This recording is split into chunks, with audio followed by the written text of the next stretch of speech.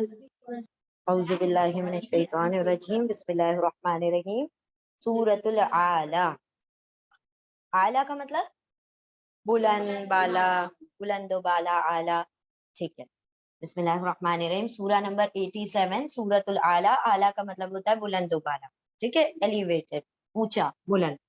19 आयतों पर मुश्तमिल एक रुकू की ये सूरा है, छोटी सी मक्की सूरा है। पहली आयत में आला वर्ड आया, उसी से अलामती नाम इसका लिया गया है।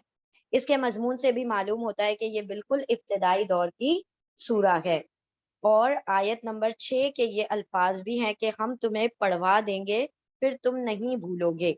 ये बताते हैं कि ये इस जमाने में नाजिल हुई थी जब रसूलुल्लाह सल्लल्लाहु अलैहि वसल्लम को अभी वही अखज़ करने की अच्छी तरह से मश्क नहीं आई थी। यानी अभी बहुत शुरू की आयतें हैं जिसकी अभी पूरी तरह से प्रैक्टिस नहीं है कि अल्लाह कैसे नाजिल कर रहे हैं और किस तरह से मुझे रिस्पॉन्ड करना है। तो आप सल्लल्लाहु अलैहि वसल्लम ने जो पिछली सूरा में क्या पढ़ा था, ला तुहर्रिक, तेजी से आप हरकत ना दे, बिलिसानिक, आप अपनी जबान को जल्दी जल्दी ना हिलाएं। अल्लाह रब्बुल इज्जत इसको पढ़ा देंगे और अल्लाह ही उसको बयान कर देंगे, अल्लाह ही उसको एक्सप्लेन कर देंगे। वो हमने पढ़ा था। तो बस वही शुरुआत के जमाने की है कि आप सल्लल्लाहु अलैहि वसल्लम जल्दी करते थे कि मुझे याद हो जाए, मैं कहीं स्किप ना कर दूं, कोई चीज मुझसे छूट ना जाए। तो बिल्कुल इब्तिदाई दौर की ये सूरा है।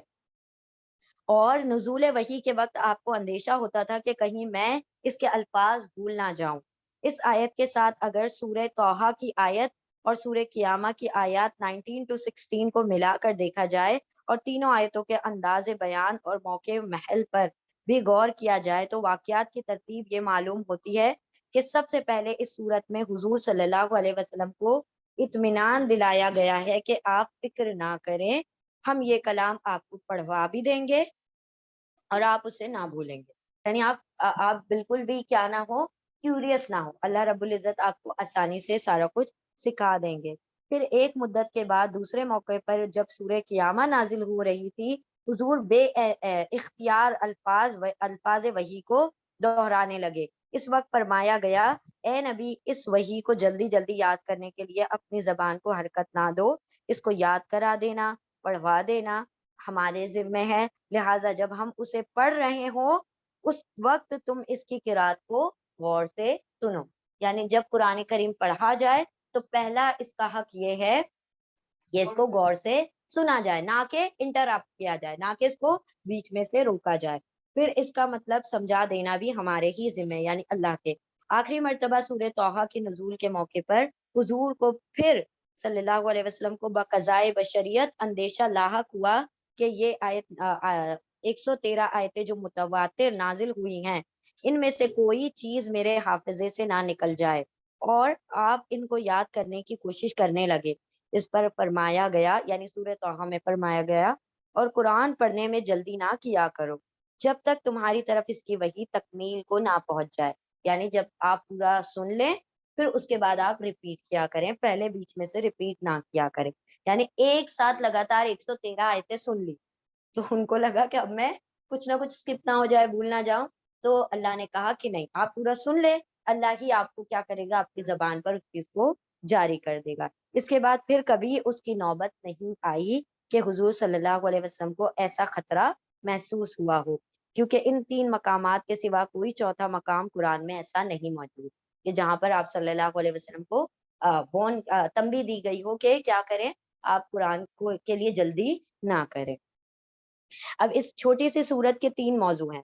तौहीद, नबी सल्लल्लाहु अलैहि वसल्लम को हिदायत दी गई है और आखिरत का तस्करा किया गया है।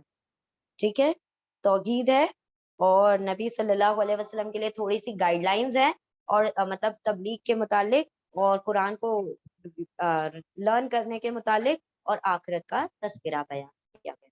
चले इंशाल्लाह शुरू करेंगे। बहुत ही खूबसूरत सूरा है ये। सूरतुल आला का जोड़ा आ रहा है नेक्स्ट, सूरतुल गाशिया। ठीक है, बिस्मिल्लाहिर्रहमानिर्रहीम। अल्लाह के नाम के साथ जो बड़ा मेहरबान बार बार रहम फरमाने वाला है। सब्बिहिस्मा रब्बिकल आला, सब्बी तस्बीह कीजिए, इस्मा नाम का, नाम की, रब्बी का आपके रब के नाम की, अल आला जो रब कैसा है, बड़ा बुलंदो बाला है, बहुत आला है। तस्बीह कीजिए आपके बुलंदो बाला रब के नाम की। اب یہاں پر نام کا کیوں ذکر کیا گیا؟ صرف نام ہی کی ذکر کرنا ہے، ذکر کیوں کیا گیا؟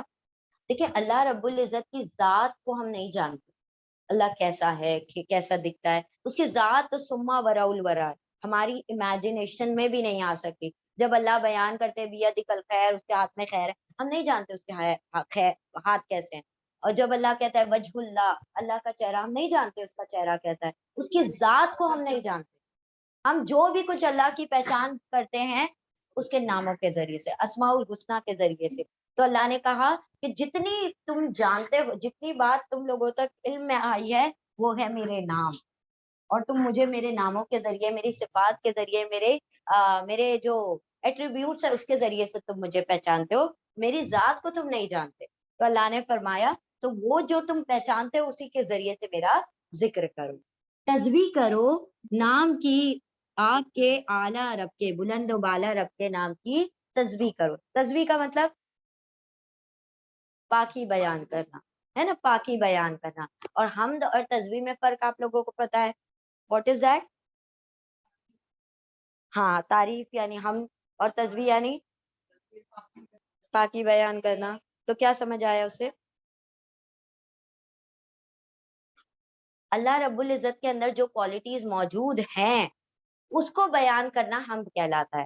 جیسے اللہ علیم ہے، اللہ حلیم ہے، اللہ کو بہت علم ہے، اللہ بصیر دیکھنے والا ہے، اللہ غفور بخشنے والا ہے، اللہ ستار چھپانے والا ہے، یہ ساری کوالٹیز اللہ کے اندر موجود ہے، اس کو کہا جائے گا حمد۔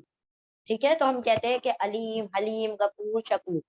ٹھیک ہے، جو چیزیں اللہ کے اندر نہیں ہیں اس کو بیان کرنا، اس کا نیگیشن کرنا، وہ کیا ہوتا ہے؟ تسبیح۔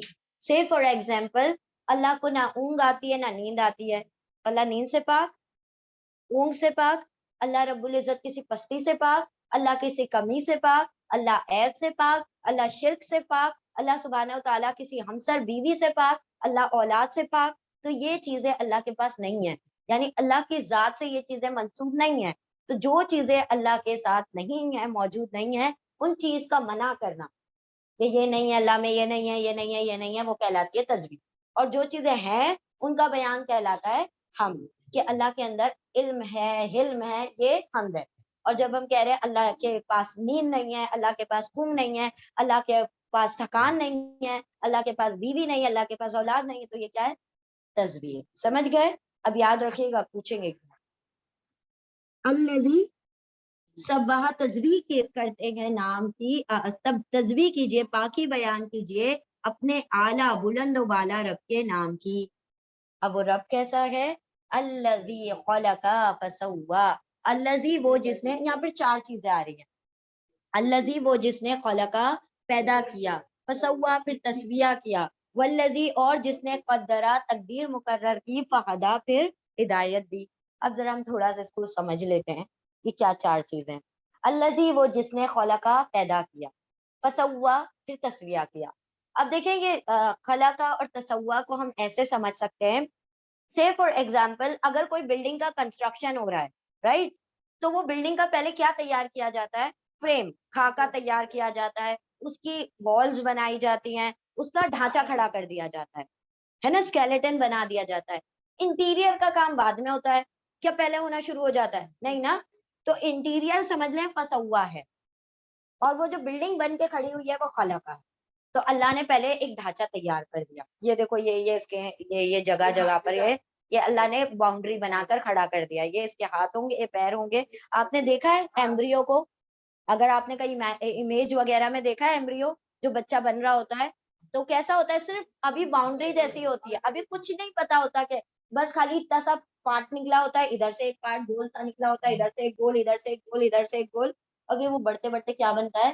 اس کا ہاتھ، پیر، اور اس کی آنکھیں، اور اس کے کان، اس کا دل، وہ سب تسویہ ہو رہا ہے۔ پہلے خلقہ پیدا کیا ہے نا، پھر اس کے بعد اس کا تسویہ کیا، اس کا بیوٹیفیکیشن کیا، والذی اور الذی وہ جس نے، قدرا تقدیر مقرر کی۔ اب قدرا کا مطلب ہر چیز کا اندازہ مقرر کیا، ہر چیز کا ایک اندازہ ہے، یعنی کہ اب ایک جانور ہے، اللہ رب العزت نے وہ ساری چیزیں اس کو سکھا دی کہ جب وہ جانور ہوگا، ایک بکری ہے، ٹھیک ہے، اللہ رب العزت نے اس کو کیا سکھایا کہ تم کو گھاس کھانا ہے، مچھلی ہے اس کو کہا تم پانی میں رہنا ہے، پرندہ اس کو کہا تم ہوا میں رہو گی. تو یہ سب کے کیا ہیں، اندازے ہیں جو اللہ رب العزت نے اس کو کیا کر دیے، سکھا دیے کہ یہ تم سب کے کیا ہیں، اندازے ہیں، یہ تم سب کی قدر ہے. ہر چیز کا، ہر شخص کا، ہر انسان کا، ہر جن کا اللہ نے ایک قدر مقرر کر دی، ایک اندازہ مقرر کر دیا کہ یہ چیز ایسے جیے گی. یہ چیز کا جو دیکھیں یہ یوں بھی لے سکتے ہیں کہ جو ایک اللہ رب العزت نے ڈھانچہ بنایا ہے وہ چیز اسی کے اندر رہ کر سارا کچھ کرے گی. یعنی وہ کہتے ہیں نا انگریز کہ یو کی not go out of your skin. یعنی کوئی بندہ کتنا بھی موٹا ہو جائے گا وہ اپنی اسکن کے اندر، ایسا نہیں کہ اسکن سے باہر کوئی ٹکڑا نکل کے آ گیا، باہر ہو گیا، تو ایسا نہیں ہوتا نا. یعنی وہ اپنی ایک حد بنائی ہے، اسی کے اندر وہ رہتا ہے. اب وہ چاہے نافرمانی کرے، فرما برداری کرے، ایک لیول اور ایک لمٹ اللہ نے دی ہے.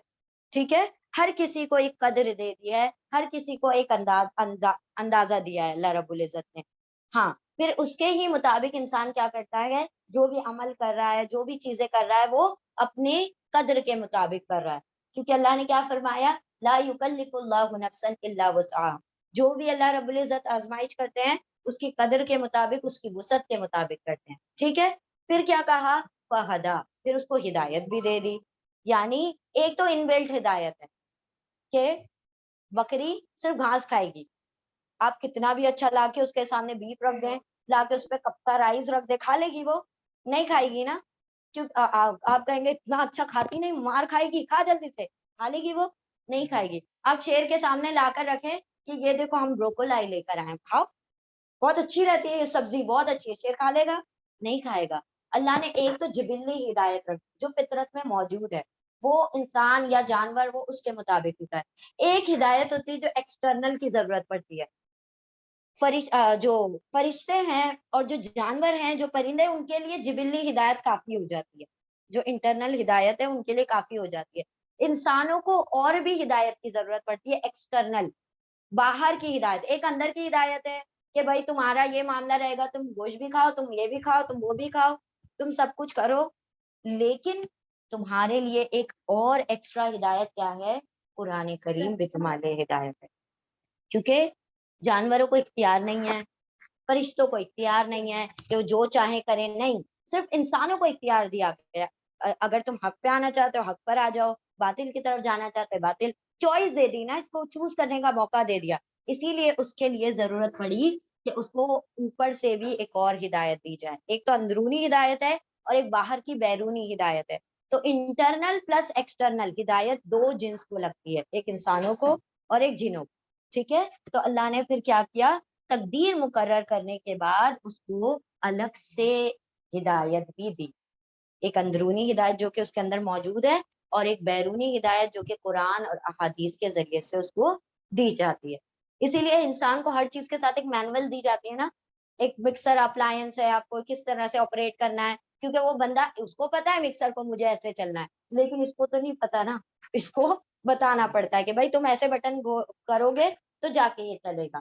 تو اس کو ایکسٹرنل ہدایت کی انسان کو ضرورت پڑتی ہے. تو اللہ نے پھر کیا کیا، اس کو اور بھی ہدایت دے دی قرآن اور حدیث کی شکل میں. والذی اخرج المرعى، اور الذی وہ جس نے، وہ رب کون ہے، وہ جس نے اخرجا نکالا، المرعى چارہ، رائی سے بنا ہے نا، رائی مطلب شیپرڈ یعنی چرواہا، تو اسی سے بنا ہے رعا یعنی چارہ، یعنی کہ جو گھاس پھوس. اور وہ جس نے نکالا المرعى چارہ. اب یہ ضروری نہیں انسان کے چارہ مطلب کھانے پینے کی چارہ نکالا. فَجَعَلَهُ غُثَاءً أَحْوَىٰ، پھر جعلا بنا دیا اس کو، پھر اس چارے کو کیا بنا دیا، ہو کی ضمیر مرعا کی طرف ہے، پھر اس چارے کو بنا دیا غثاءً، غصہ مطلب کوڑا کرکٹ، سوکھا ہوا کوڑا کیسا ہوتا ہے، احوا مطلب کالا پڑ گیا، جو بالکل سیاہ ہو جائے. یعنی دیکھیں پہلے پتے کیسے ہوتے ہیں، پیلے پیلے ہوتے ہیں، پھر زیادہ دنوں تک رکھا رہے تو کیسے کالے پڑ جاتے ہیں، سوکھ کر کالے ہو جاتے ہیں. اللہ رب العزت فرما رہے ہیں وہ رب جس نے نکالا چارہ، پھر بنا دیا اس چارے کو غثاءً سوکھا ہوا، احوا بالکل کالا پڑا ہوا. تو یہ کیوں کہا اللہ نے، کہ جیسے تم کو پیدا کیا ہے نا، بڑا جوان شوان پیدا کیا، بڑی طاقتوں کے ساتھ پیدا کیا، بعد میں کیا ہوگا؟ کچھ ہڈیاں ہو جائیں گی، ایسے سوکھے ہوئے ہو جائیں گے نا. بوڑھے لوگ کیسے ہو جاتے ہیں؟ سوکھی ہوئی ہڈیاں رہ جاتی ہیں بس. پھر کیا ہو جاتے ہیں؟ کالا پڑ جانا، مطلب جیسے کوڑا کرکٹ بکھر جاتا ہے ویسے یہ زمینوں میں یعنی اپنے مدفنوں میں دفن کر دیے جائیں گے، ختم کر دیے جائیں گے. تو جیسے چارے کا معاملہ ہے، وہ بہت ہرا سبزہ ہوتا ہے، تو انسان بھی ایسے پہلے کھوپل پھٹتا ہے، پھر وہ ہرا پتا بنتا ہے، پھر وہ پیلا پڑتا ہے، پھر جا کر وہ کہیں کوڑا کرکٹ بن جاتا ہے. ویسے ہی انسان بھی پیدا ہوتا ہے، پھر وہ اپنی جوانی کو پہنچتا ہے، ہرا بھرا ہوتا ہے، پھر اس کے بعد پیلا پڑتا ہے یعنی بڑھاپا آتا ہے، پھر جا کے وہ کوڑا کرکٹ بن جاتا ہے یعنی اپنی قبروں میں چلا جاتا ہے. اللہ یہ اگزامپل دے کر فرما رہے ہیں، ذرا غور کرو کیوں میں نے یہ اگزامپل دی. ٹھیک ہے، چلے پہلے اتنا ریپیٹ کریں.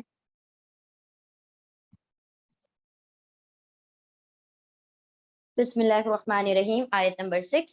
سَنُقْرِئُكَ فَلَا تَنْسَى إِلَّا مَا شَاءَ اللَّهُ إِنَّهُ يَعْلَمُ الْجَهْرَ وَمَا يَخْفَى. سا ان قریب، نون ہم، قریا قریا پڑھا دیں گے کا آپ کو، ان قریب جلد ہی ہم پڑھا دیں گے آپ کو، فلا فا پھر لا نہیں، تا آپ نسی بھولیں گے. ان قریب جلد ہی ہم پڑھا دیں گے آپ کو، پھر نہیں آپ بھولنے والے، آپ بھولیں گے نہیں. اللہ ماشاء اللہ، اللہ سوائے ما جو شاء چاہے اللہ اللہ، یعنی ہم آپ کو پڑھا دیں گے قرآن کریم، آپ جلدی نہ کریں، یقیناً اللہ رب العزت آپ کو سب سکھا دیں گے. اللہ سوائے جو اللہ چاہے، اس کا کیا مطلب ہے؟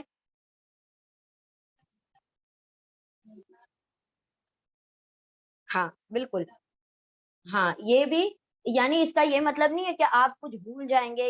یہ اللہ سبحانہ و تعالیٰ نے ویسے ہی فرما دیا، یعنی کہ انسان مطلب نبی کے علاوہ تمام لوگوں کو جو علم آتا ہے وہ اللہ رب العزت لمیٹڈ عطا کرتا ہے.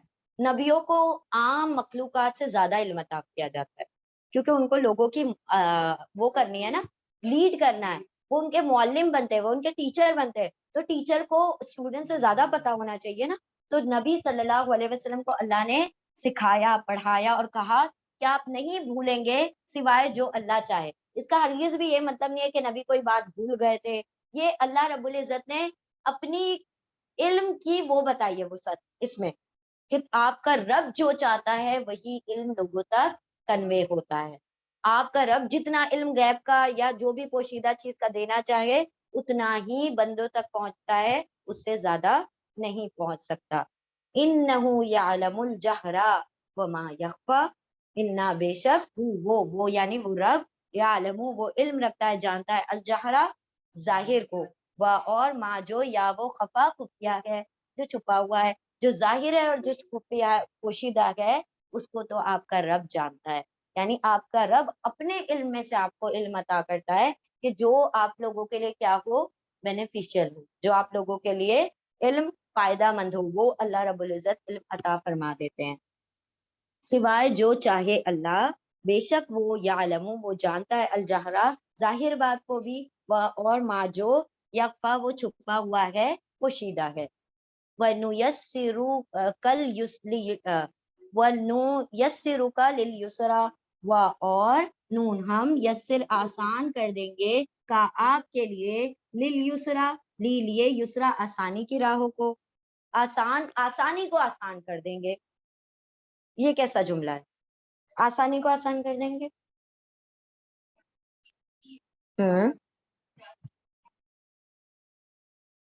ماشاء اللہ، گڈ ایگزامپل. کہ قرآن آلریڈی آسان ہے، اور جو بندہ اس کی طرف اپروچ کرے گا اللہ پھر بھی اس کے لیے کیا کر دے گا؟ آسانی کر دے گا. اور اٹس این ایگزامپل. ماشاء اللہ، گڈ. اور کیا سمجھ آ رہی ہے بات اس؟ دیکھیں اللہ رب العزت کی جو راہ حق ہے اس کو کہا گیا یسرا. اللہ رب العزت کی راہ حق کی طرف جو بندہ چلتا ہے اللہ پھر کیا کرتے ہیں؟ اس کے لیے آسانی فرما دیتے ہیں. جو بندہ جس راہ کو کرتا ہے اللہ اس راہ کو اس کے لیے آسان کر دیتے ہیں. یعنی ایک بندے نے چوز کیا میڈیسن میں جانے کو، یعنی وہ ڈاکٹر بننا چاہتا ہے، وہ ایڈمیشن لے گا, گرے گا, پڑھے گا, سب کچھ کرے گا, آخر میں کیا بنے گا؟ انجینئر بن جائے گا, انجینئر ڈاکٹر ہی بنے گا نا. اللہ رب العزت فرماتے ہیں کہ شروع تو کرو, آسان کر دوں گا راہ کو, بالآخر تمہیں رزلٹ مل جائے گا. ٹھیک ہے, تو اللہ یہاں پر فرما رہے ہیں یسرا, یہاں پر کہا گیا دین حق کو. جو دین حق کے راستے کے لیے چل پڑتا ہے اللہ اس کے لیے راہوں کو آسان کر دیتے ہیں. ٹھیک ہے, یعنی بالآخر رزلٹ اس کو کیا ملنے والا ہے؟ جنت. وہ چاہے گرے پڑے کچھ بھی ہوگا لیکن بالآخر کہاں پہنچے گا؟ جنت میں پہنچے گا. ٹھیک ہے, تو اللہ نے فرمایا ہم آسانی کر دیں گے آپ کے لیے, للیسرا, آسان, راستے کی آسانی کر دیں گے. جو حق کا راستہ ہے اس کو آپ کے لیے آسان کریں گے. فذکر ان نفعت الذکریٰ, پھر ذکر تذکیر کیجئے, نصیحت کیجئے, ان اگر نفعت فائدہ پہنچائے. یہ بھی نفعت ورڈ ہے, تاکہ اوپر سکون ہے, لیکن یہ پڑھنے کی آسانی کے لیے کیا کیا گیا؟ تاکہ نیچے زیر لگا دیا گیا. فذکر, پھر نصیحت کیجئے, ان یقین اگر ان اگر نفعت فائدہ پہنچائے, نفع پہنچاتی ہے ذکرہ, نصیحت کرنا. پھر نصیحت کر دیجئے اگر فائدہ پہنچاتی ہے نصیحت کرنا. اس کا کیا مطلب ہے؟ یا صرف اس کو نصیحت کریں اگر فائدہ پہنچائے تبھی کریں, ورنہ نہیں کریں؟ ہاں, اس چیز کو الیبوریٹ کیا دیکھیں نیکسٹ آیت میں, اللہ اس کو ایکسپلین کر رہے ہیں. اس کا یہ مطلب نہیں ہے کہ جس کو آپ کو لگ رہا ہے کہ اس کو فائدہ دے گی میں اس کو پہنچاؤں, اس کو فائدہ نہیں دے گی تو میں اس کو نہ بتاؤں. یہاں پر اللہ فرما رہے ہیں سَيَذَّكَّرُ مَن يَخْشَىٰ, ان قریب, یا وہ ذکرہ نصیحت حاصل کرے گا, من جو, یا وہ خشا ڈرتا ہے, خشیت رکھتا ہے, جو رب سے ڈرتا ہے وہ نصیحت حاصل کر لے گا. اس کا مطلب یہاں پر بات سمجھ آ گئی کہ نصیحت آپ کرتے چلے جائیں, اور فائدہ کس کو پہنچے گا؟ صرف وہ جو اللہ سے ڈرتا ہے اس کو فائدہ پہنچ جائے گا, باقی سب اس کو ریجیکٹ کر دیں گے. آپ کا کام ہے آپ نصیحت کیے جائیں. پھر نصیحت کیجئے اگر نفع دیتی ہے نصیحت, ان قریب وہ نصیحت حاصل کرے گا جو یخشا, وہ ڈرتا ہے, جو خشیت رکھتا ہے. وہ جنبوہل اشقا, اور یا وہ اجتناب کرے گا, پرہیز کرے گا, ہاں اس سے, اس نصیحت سے. ذکرہ کی طرف جا رہی ہے ہاں کی ضمیر, اور وہ اجتناب کرے گا, پرہیز کرے گا, ہاں اس نصیحت سے, الاشقا, جو شقی ہے, جو بدبخت ہے, جو نافرمان ہے, وہ اس نصیحت کو کئی پیٹ پیچھے پھینک دے گا یا اس کو اگنور کر دے گا. اب وہ اشقا کون ہے؟ وہ بہت زیادہ اشقا, بہت شقی, بڑا نافرمان, بڑا بدبخت. تو یہ بڑا بدبخت کون ہے؟ آیت نمبر 12 میں بیان کیا جا رہا ہے. وہ اشقا وہ ہے الذی, وہ جو یصلی النار الکبریٰ, یا وہ صلا جلے گا, وہ جو اشقا ہے وہ جلے گا النار الکبریٰ, بہت بڑی آگ میں. یہ بڑی آگ کیا ہے؟ یہ جہنم کی آگ کو اللہ نے فرمایا النار الکبریٰ, بہت بڑی آگ میں وہ جلنے والا ہے. دنیا میں نصیحت کو ایکسیپٹ کرنے سے انکار کر دیا تو آخرت میں وہ بہت بڑی آگ میں جلنے والا ہے. چلیں ریپیٹ کریں. لیکن ابھی اس کی صفت ختم نہیں ہوئی ہے اشقا کی, کہ اشقا ہے کون؟ وہ سخت نافرمان, سخت بدبخت. شین قاف, یہ بڑی قاف سے, شقی مطلب نافرمان, اور شین کاف ہوگا سادہ کاف, مطلب شک, ڈاؤٹ ہے نا, یہ ڈاؤٹ نہیں ہے, یہ اس کا مطلب ہے نافرمان. شقی کا مطلب ہوگا نافرمان. اور اجتناب کرتا ہے نصیحت سے وہ جو کیا ہے؟ اشقا, بہت بڑا نافرمان, بہت بڑا بدبخت ہے. اور اشقا کی کوالٹیز بتائی جا رہی ہیں, الذی, وہ جو, یا وہ صلا جلے گا النار الکبریٰ, بڑی آگ میں, بہت بڑی آگ میں وہ. کبیر کا فیمنن ورڈ ہے کبریٰ, کبیر مطلب بڑا, کبریٰ مطلب بڑی. ٹھیک ہے, بڑی آگ. ہاں پھر کیا, کیوں جلے گا؟ دیکھیں ریزن بتایا. ثم لا يموت فيها ولا يحيا, سوری یہاں پر نہیں بتایا گیا الذی, ہاں جب آگے کنٹینیو ہو رہا ہے, ثم پھر, لا نہیں, یا وہ موتو مرے گا, فیہا اس میں, یعنی ہاں اس آگ میں, ہا کی ضمیر ہے النار الکبریٰ کی طرف, نہیں وہ موت آئے گی اس کو, نہیں وہ مرے گا, فیہا اس میں, ولا یوہا, اور لا نہیں, یا وہ حیات رہے گا, زندہ رہے گا. اس سے پہلے کیا پڑھا تھا؟ وہ آگ ایسی ہے نہ مرتا چھوڑے نہ جینے ہی دے، یعنی نہ انسان کو مرنے ہی دیتی وہ آگ، نہ اس کو جینے، یعنی تڑپا تڑپا کے، ہم کہتے ہیں نا مارے گی، تو مارتی بھی نہیں ہے، وہ تڑپاتی ہی رہتی ہے بس. تو اللہ فرما رہے ہیں کہ نہ وہ اس میں موت اس کو آنی ہے، نہ وہ اصل زندگی کا جو معاملہ ہوتا ہے، نہ زندگی جیسی زندگی ہے، نہ موت ہی جیسی موت ہے. تو یعنی صرف بیچ میں کیا ہے، تڑپتے رہنا ہے، سسکتے رہنا ہے، روتے رہنا ہے، گڑ گڑاتے رہنا ہے، لیکن کوئی فریاد رسی نہیں ہونی، کوئی بات نہیں سنی جانی، کیونکہ انہوں نے دنیا میں کسی کی بات نہیں سنی، کیونکہ وہ نصیحت سے انکار کر گئے. پھر نہیں وہ موت آئے گی اس کو فیہا اس میں، ولا یحییٰ اور نہ ہی وہ جیے گا، نہ ہی وہ زندہ حیات رہے گا. اب یہاں پر اللہ سبحانہ و تعالیٰ ایک فارمولا بیان کر رہے ہیں، قد یقیناً افلح فلاح پا گیا، کامیاب ہو گیا، من جو تزکا تا وہ زکا جو پاک ہو گیا، جس نے نصیحت، جس نے پاکی اختیار کر لی، جس نے اپنے نفس کو، اپنے دل کو، اپنے جسم کو، ہر قسم کی طہارت جس نے اختیار کر لی، جس نے اپنے نفس کا تزکیہ کر لیا، تو یقیناً وہ کیا ہو گیا، کامیاب ہو گیا. تزکیہ یعنی کیسی پاکی؟ نفس کی کیسی پاکی ہوتی ہے؟ یعنی جو دل کی بیماریاں ہیں اس سے اپنے آپ کو کیا کر دیں، پاک کر لیں. وہ ایک شخص تھے نا جن کے متعلق کہا گیا کہ یہ جو داخل ہو رہے ہیں نا یہ جنت میں جانے والے، تو کہا کہ پھر اگلے دن دوبارہ ایسے ہی کہا گیا، شاید آپ صلی اللہ علیہ وسلم نے کہا تھا نا کہ یہ جو شخص ابھی داخل ہوئے ہیں نا مسجد میں، یہ جنت میں جانے والے. پھر آپ صلی اللہ علیہ وسلم نیکسٹ ڈے سیم بات ریپیٹ کی کہ جو ابھی مسجد میں داخل ہوئے ہیں تو وہ جنت میں جانے والے ہیں. تو ایک صحابی نے چیک کیا ہے تو وہی عقل والے. پھر تیسری مرتبہ ایسا کیا، یہ جو داخل ہو رہے ہیں نا مسجد میں یہ جنتی ہے، تو انہوں نے چیک کیا ہے تو پھر سے وہی نکلے. تو انہوں نے سوچا کہ کیا ایسا کرتے ہیں، ذرا میں بھی تو چیک کروں کہ کیا کام کرتے ہیں. انہوں نے کہا کہ ذرا مجھے اپنے گھر میں اسٹے دے دیجئے 2-4 دن کی، میں دیکھوں تو کرتے کیا ہے یہ. تو انہوں نے ان سے پرمیشن لی کہ کیا میں آپ کے ساتھ رہ سکتا ہوں؟ کہا ٹھیک ہے رہو. تو انہوں نے کیا کیا کہ ان کے ساتھ وقت گزارنا شروع کر دیا. اب وہ دیکھ رہے ہیں کہ وہ نماز پڑھ رہے ہیں جیسے میں پڑھتا ہوں، وہ یہ کر رہے ہیں جو میں کرتا ہوں، ہر وہ کام کر رہے ہیں جو، یہ تو سو رہے ہیں رات کو، کوئی ایسا بھی نہیں لمبی چوڑی تہجدیں پڑھ رہے ہیں یا پوری پوری رات جاگ رہے ہیں. تو آپ صلی اللہ علیہ وسلم ان کے متعلق جنتی جنتی کہہ رہے ہیں. تو یہ ایسا یہ آبزرو کرتے رہے 2-3 دن تک. کہاں آپ کو کون سا ایسا اسپیشل عمل ہے جس کے اوپر جنتی کا ٹیگ لگ گیا ہے آپ کے اوپر؟ میں تو اپنے سے الگ کوئی عمل نہیں دیکھتا، وہ جو میں کرتا ہوں وہی آپ کر رہے ہیں، کوئی بھی ڈفرینٹ چیز نہیں ہے. کہا یہ تو اوپر کا معاملہ ہے نا، یہ جو دل ہے نا اس میں ایک بندے کی بھی گرج اور کینہ نہیں ہے، کسی کا بھی میرے دل میں کینہ اور بغض نہیں ہے. میرا دل سب کی مطلب وہ جو کینہ اس سے پاک ہے.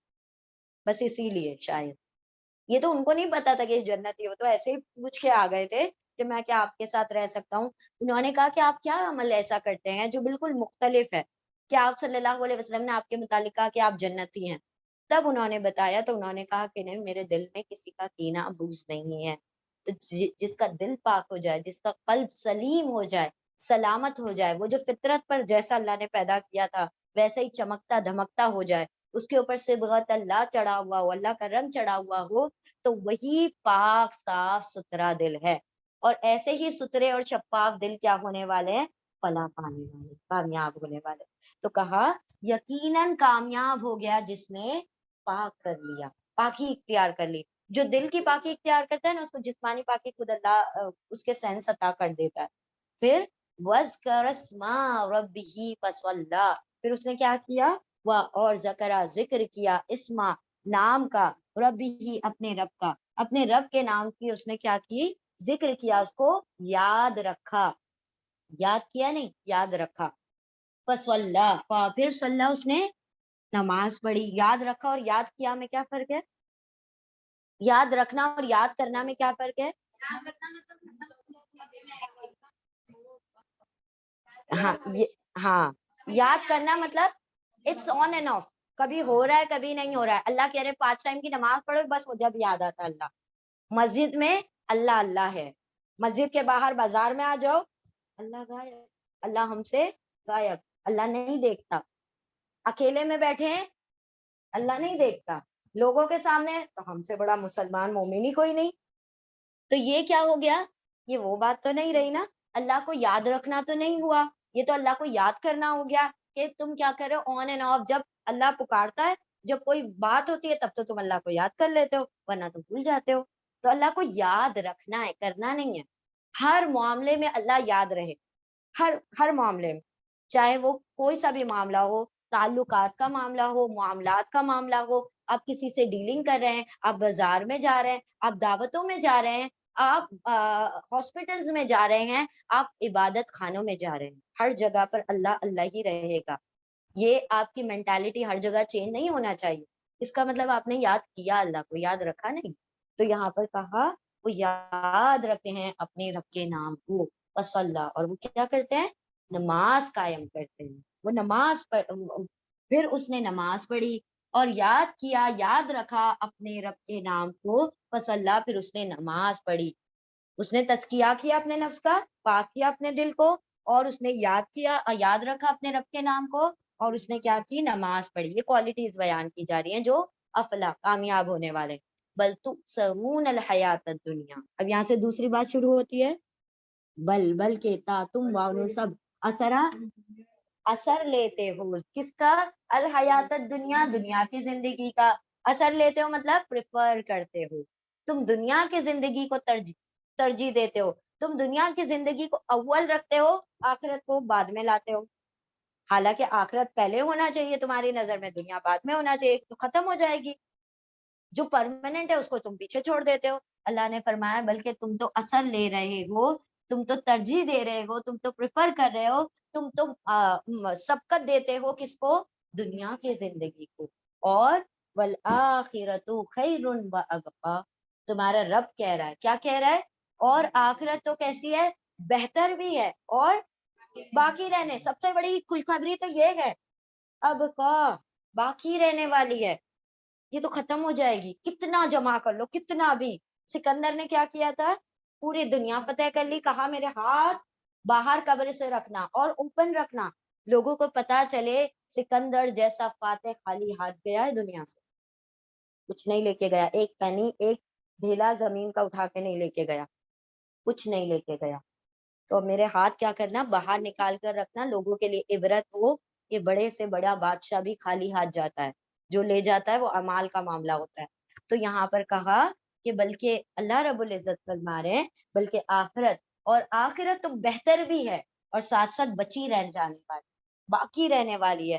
اور یہی انسان کے لیے سب سے بڑی موٹیویشن ہونا چاہیے, سب سے آگے بڑھانے کا جذبہ یہ چیز پیدا کرنا چاہیے کہ میں کیوں اتنا. دیکھیں, اللہ نے یہ نہیں کہا کہ دنیا کو چھوڑ چھاڑ کے بیٹھ جاؤ, سنیاس لے لو اور نکل جاؤ کہیں بنوں میں, جنگلوں, یہ نہیں کہا نا. کیا کہا؟ دنیا میں بھی رہو, ضرورت پوری کرو, خواہشات کے لیول پر مت پہنچاؤ اس کو, ضرورت ساری پوری کرو. جو بھی تم کو چاہیے, کھانا ہے, پینا ہے, کپڑے ہیں, تمہارا گھر ہے, تمہاری جو بھی نیڈز ہے اس کو پورا کرو, لیکن اس کو اپنی خواہش مت بننے دو, ضرورت تک محدود رکھو. یہ وہ کہا تھا نا کسی نے, بڑے اسکالر نے, کہ ضرورت فقیر کی بھی پوری ہوتی ہے اور خواہش بادشاہ کی بھی نہیں پوری ہوتی. تو جب بادشاہ کے لیول پر کیوں ہم فقیر رہے, اللہ کے در کے تو ہم فقیر ہیں نا, تو بس دنیا کو ضرورت تک محدود رکھیں, خواہش نہ بنائیں. خواہش ہماری آخرت ہے, گول ہمارا آخرت ہے, پہنچنا ہمیں باقی رہنے والی جگہ پر ہے. تو جتنا جس کا حق ہے اتنا اس کو دیں, اس کا حق اتنا نہیں ہے جتنا ہم اس کو دے رہے ہیں, اور جتنا آخرت کا حق ہے ہم اس کی حق تلفی کر رہے ہیں. یہی معاملہ کر دیا نا ہم نے, الٹا کر دیا معاملہ. آخرت کو زیادہ حق دینا تھا, دنیا کو کم دینا تھا, ضرورت کی حد تک. لیکن ہم نے کیا کیا؟ اس کو خواہش کی حد تک حق دے دیا دنیا کو, اور آخرت کو کیا بنا لیا؟ ایک ضرورت ہے, کر لیں گے, جو ہوگا ہوگا. نماز پڑھ لینا کافی ہے. آئی ایم دا بیسٹ مسلم, کیونکہ میں کیا کرتی ہوں؟ 5 ٹائم نماز پڑھتی ہوں. کوئی بڑا کام نہیں کرتے ہم, 5 ٹائم کی نماز فرض ہے. کوئی تیر نہیں مارا, اگر مارا تو کچھ نہیں مارا, ہے نا. تو اللہ رب العزت فرما رہے ہیں کہ آخرت ذرا غور کرو, بہتر بھی ہے اور باقی رہنے والی ہے. ان ھذا لفی الصحف الاولی, ان بے شک, ھذا یہ تو, لا یقیناً فی الصحف الاولی، فی میں، صحف صحیفوں میں، الاولی پہلے صحیفوں میں بھی موجود ہے. یہی ساری باتیں تو ہم نے پچھلی کتابوں میں بھی بتائیں. پچھلے صحیفے مطلب بک سے تھوڑی کم، یعنی پیمفلیٹ ٹائپ. تو اللہ فرما رہے ہیں یہی سب کچھ، یہی ساری نصیحتیں، یہی ساری تذکیر یقیناً موجود ہے. کہاں پر؟ پہلی صحیفوں میں، جو پہلے گزر چکے اولا اول صحیفوں میں بھی موجود تھی. صحف ابراہیم و موسیٰ، صحیفے کس کس کے؟ ابراہیم اور موسیٰ علیہ السلام کے صحیفوں میں بھی یہ باتیں موجود تھیں، یہ نصیحتیں موجود تھیں کہ دنیا کی زندگی کو اتنی مت اہمیت دو، بلکہ آخرت کے جو باقی رہنے والی ہے، جو بہتر ہے، اس کی امپورٹنس، اس کی حقیقت کو جانو اور سمجھو. تاکہ کیا، وہ حضرت علی نے کہا تھا نا، ساری دنیا سو رہی ہے، جب مریں گے تب جاگ جائیں گے. کیا مطلب؟ کیسے سو رہے ہیں؟ آخرت کے بارے میں کوئی فکر ہی نہیں ہے، آرام سے سوئے پڑے ہوئے، کوئی عمل نہیں کرنا. جب مریں گے تب آنکھیں کھلیں گی، جب جاگیں گے کہ غلط کیا، جو کیا نقصان کیا، خسارے میں ڈال دیا اپنے نفس کو. تو ساری دنیا سو رہی ہے، جب مریں گے تب جاگ جائیں گے. تو مرنے کے بعد نہیں جاگنا ہے، ابھی جاگ جائیں، تاکہ جب وہاں پر جاگے تو کچھ مزہ ہی آ جائے جاگنے کا. ٹھیک ہے؟ تو اللہ رب العزت یہاں پر فرما رہے ہیں یہ باتیں ہم نے پہلے بھی بیان کی پچھلے صحیفوں میں، اول صحیفوں میں جو گزر چکے. بے شک یہ تو یقیناً بات موجود ہے اول صحیفوں میں، پہلے گزرے ہوئے صحیفوں میں، صحفی ابراہیم و موسیٰ، ابراہیم اور موسیٰ علیہ السلام کے صحیفوں میں. ٹھیک ہے؟ اس سے یہ بھی بات کچھ مفسرین کہتے ہیں کہ شاید موسیٰ علیہ السلام کو کتاب کے علاوہ صحیفے بھی دیے گئے، اسی لیے صحیفے کی بات یہاں پر آتی. چل ریپیٹ کر لیں.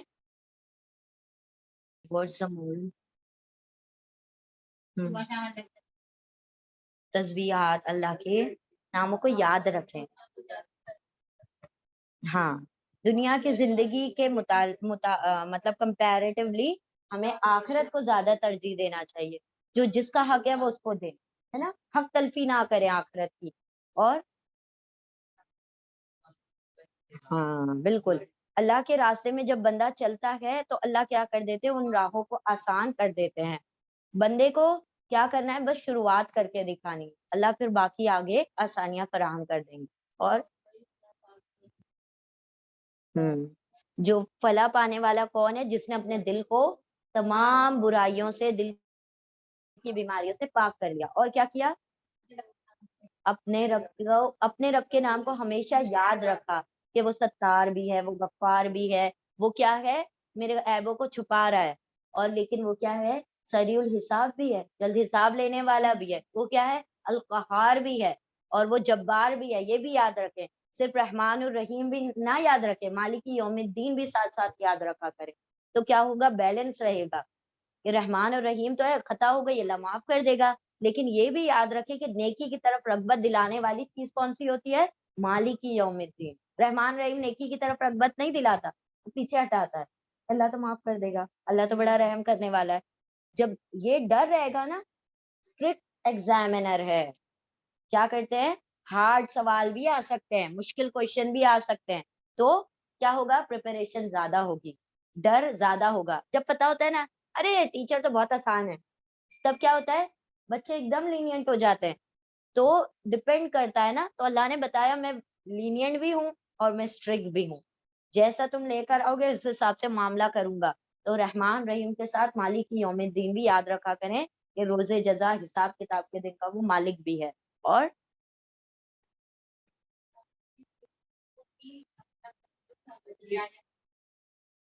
دل لگا. ہاں ہاں، تو بالکل.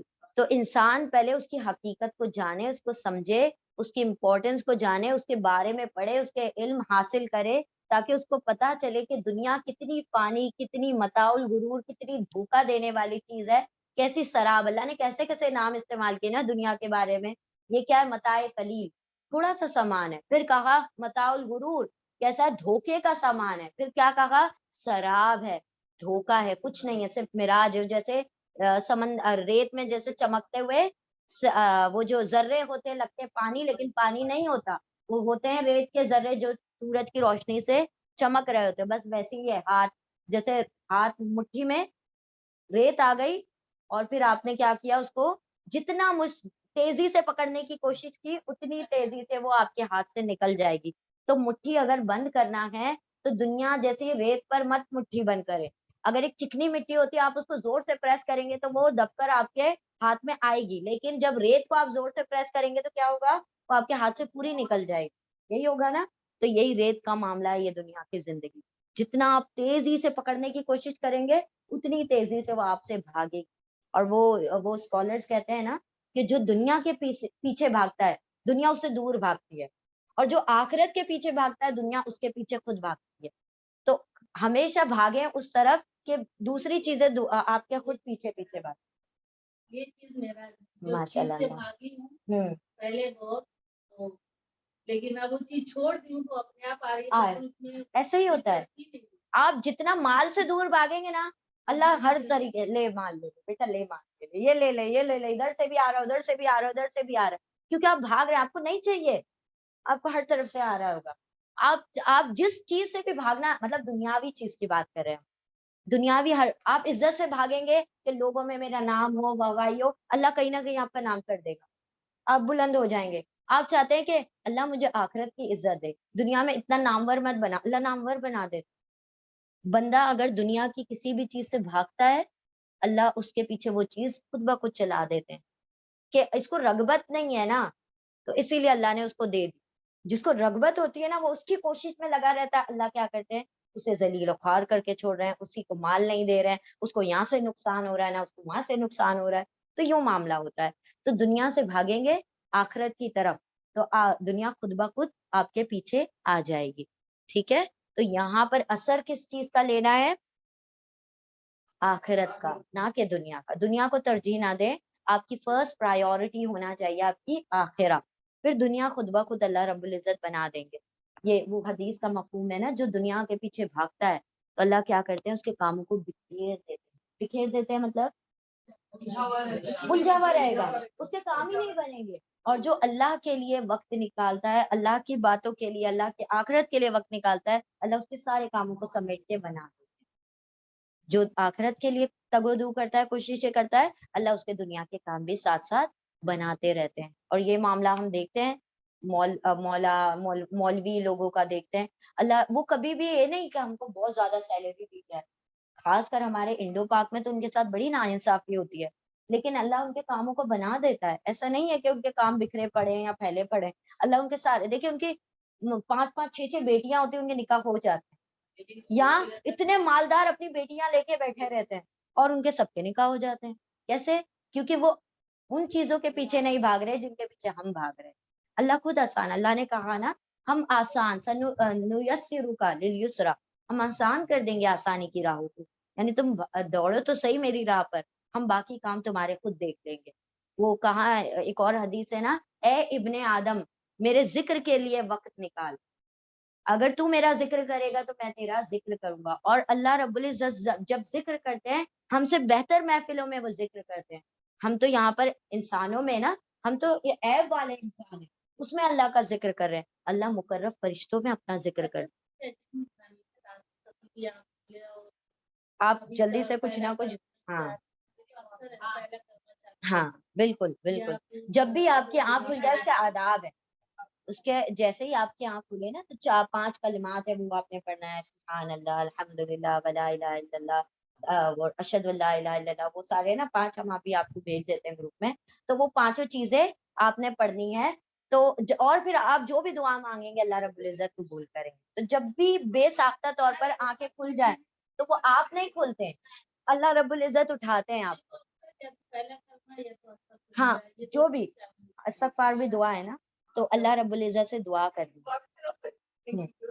ہاں دعا ہے، لیکن ہم لوگ ایک حالت میں نہیں پڑھ پاتے نا، تو کم از کم کچھ نہ کچھ دعا کیا کریں، مغفرت طلب کر لیا کریں، استغفار کر لیا کریں، کچھ نہ کچھ. جب آنکھ کھلے بیدار ہو تو پہلا کام یہ نہیں کہ کتنا بج رہا ہے یا کوئی میسج آ گیا، موبائل اٹھ گیا ہاتھ میں، یہ نہیں ہونا چاہیے. ہاں تو کچھ نہ کچھ اپنی زبان سے بہترین کلمات اور بہترین دعائیں نکال. چلے الحمدللہ. یہاں پر ہماری سورہ العالی بھی مکمل ہو گئی. بارک اللہ فیکم.